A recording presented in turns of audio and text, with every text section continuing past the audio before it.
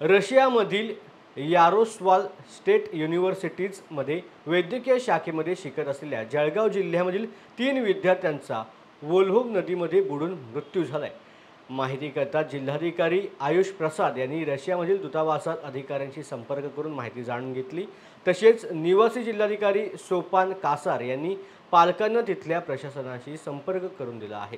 मिळालेल्या अधिक माहितीनुसार हर्षल देसले, जिशान पिंजारी, जिया पिंजारी हे विद्यार्थी अभ्यासाच्या मोकळ्या वेळेत संध्याकाळी वोल्होग नदीच्या किनारी फेरफटका मारत असताना लाट येऊन त्यामध्ये बुडाल्याची दुर्घटना घडली।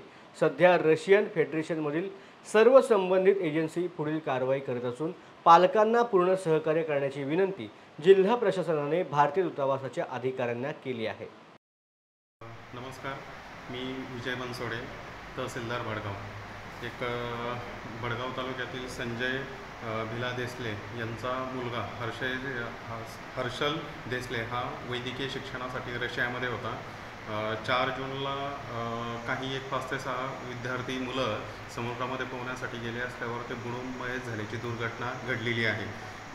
तेव्हापासून आपण त्या कुटुंबाच्या आणि रशियातील जे भारतीय दूतावास आहे आपण त्यांच्या संपर्कामध्ये आहोत आणि 3 विद्यार्थ्यांचे मृतदेह सापडलेले असून त्यांना भारतामध्ये आणण्याची तयारी चालू असून आज संध्याकाळपर्यंत आपल्याला त्याच्यात अपडेट प्राप्त होईल कधीपर्यंत ते मृतदेह इकडं येतील।